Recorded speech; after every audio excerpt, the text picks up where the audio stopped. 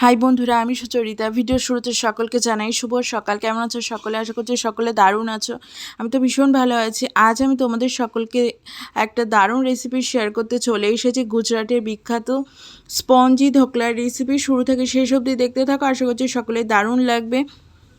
তো চলো, উপকরণের মধ্যে প্রথমেই আমি যেটা নিচ্ছি সেটা হলো কারি পাতা। আমার বাগানের গাছের কারি পাতার কয়েকটা ডাল ছিঁড়ে নিচ্ছি। এটাই রেসিপির আজকে মূল উপকরণ হতে চলেছে। দেখো, কারি পাতা নিয়ে নিলাম, তারপর চলে গেলাম পরবর্তী উপকরণের মধ্যে। নিয়ে নিচ্ছি আমি একটা মিক্সিং বোল, তার মধ্যে কিন্তু একটা চালুন নিয়েছি। চালুনের মধ্যে বেসনটাকে চেলে নেব, মিহি করে চেলে নেব, কোনো দানা ভাব যেন না থাকে, তাতে করে কিন্তু ধোকলা পারফেক্ট হবে না।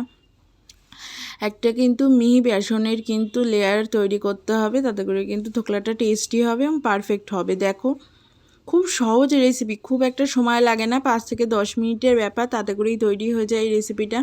এদিকে দেখো, আমি ফ্যাটানো টক দই নিয়ে নিয়েছি।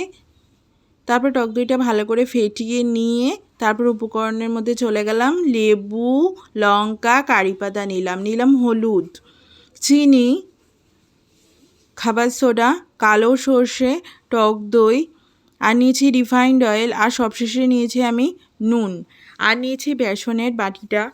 তো এই যৎসামান্য উপকরণ দিয়ে কিন্তু ধোকলার রেসিপিটা আমি আজ কমপ্লিট করব। খুব বিখ্যাত একটা গুজরাটের রেসিপি আজ ট্রাই করছি, তাও আবার প্রথমবার। তো ভাবিনি এতটা দারুণ করতে পারবো, এত সুন্দর স্পঞ্জি হবে। ফ্যাটানো টক দইটা আমি বেসনের মধ্যে অ্যাড করে দিলাম।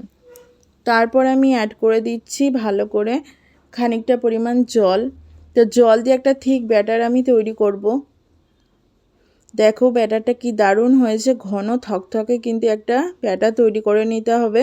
ধোকলার জন্য এরকম ব্যাটারই কিন্তু পারফেক্ট, জল জল ভাব যেন না থাকে। তারপর চলো, ব্যাটারটার মধ্যে আমি একে একে সমস্ত উপকরণ অ্যাড করব, যেগুলো আমি উপকরণের মধ্যে শুরুতেই নিয়েছিলাম আজ। প্রথমেই দিয়ে দেব আমি খাবার সোডাটাকে একটু দিয়ে দিচ্ছি। তারপর দিয়ে দিচ্ছি একটু একটু করে চিনি। সব কিছুই সামান্য কোয়ান্টিটিতে পড়বে রান্নায়। নুন দিলাম, হলুদও দিলাম, দিয়ে ভালো করে মিক্স করে নেব আবারও। তারপর একটা প্লেটের মধ্যে অয়েল ব্রাশ করে নিচ্ছি। এর মধ্যেই ধোকলার ব্যাটারটাকে আমি ভাপে সেদ্ধ করব। তারপর ঢাকা চাপা দিয়ে রাখলাম ব্যাটারটাকে 10-15 মিনিট পরে আবার খুললাম। খোলার পরে দেখলাম অনেকটা ফুলে এসেছে ব্যাটারটা তৈরি। এবার রান্নায় চাপিয়ে দেবো। ঢাকা চাপা দিয়ে রাখলে কিন্তু ব্যাটারটা ফুলে ওঠে, খুব দারুণ হয়। তারপর দেখো, আমি কিন্তু তেলের বাটির মধ্যে অ্যাড করে দিলাম। অয়েল ব্রাশ করেছিলাম আমি একটা স্টিলের প্লেটে, সেটাতেই। তারপর আমি একটা স্ট্যান্ড নিলাম, জলে অ্যাড করে দিলাম। তার মধ্যে কিন্তু আমি অ্যাড করে দিলাম ধোকলার ব্যাটারের প্লেটটাকে দিয়ে এবার ভালো করে ঢাকা চাপা দিয়ে আমি কিন্তু ভাপিয়ে নেব। ভাপাতে বেশি সময় লাগে না, খুব তাড়াতাড়ি বেক হয়ে যাবে। দেখো কি দারুণ বেক হয়ে গেছে, ফুলে উঠেছে। রান্না আমার কমপ্লিট। এবার আমি নামিয়ে ফেলছি। ধোকলাটা ঠান্ডা হয়ে আসুক, তারপর কিন্তু কাটিং করে নেবে।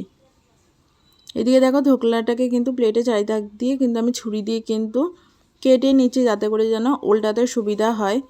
এবার কিছুই না, আরেকটা প্লেট উপরে চাপা দিয়ে এটাকে উল্টে নিলেই কিন্তু হয়ে গেল। দেখো, উল্টে নেবার পর এরকম লাগছে। তারপর ছুরি দিয়ে কিন্তু আমি কাটিং করে নিচ্ছি।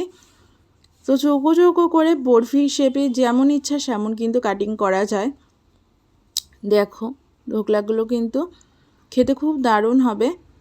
তারপর একটা ফাঁকা কড়াইয়ের মধ্যে কিন্তু আমি কী দিয়ে দিলাম, রিফাইন্ড অয়েল, কালো সর্ষে, কারি পাতা, কাঁচা লঙ্কা ফোড়নে দিয়ে ভালো করে ভাজা ভাজা করে নিচ্ছি। হালকা ভাজা ভাজা করছি, যেন কালার না আসে, মানে লালচে ভাব না ধরে যায়। তার আগে কিন্তু জল অ্যাড করে দিতে হবে। তার মধ্যে নুন আর চিনি স্বাদ মতো অ্যাড করবে। দিয়ে দিলাম নুন চিনি স্বাদ মতো। তারপরে অ্যাড করে দেবো অবশেষে কিন্তু পাতি লেবুর রস অ্যাড করে দিয়ে সামান্য ফুটিয়ে নামিয়ে ফেলবো। এদিকে কিন্তু ধোকলার সিরাপ তৈরি, ধোকলার উপরে আমি কিন্তু ছড়িয়ে দিলাম। দেখো অবশেষে কেমন লাগছে ফাইনাল লুকসটা। ভিডিওটি কেমন লাগলো অবশ্যই জানিও।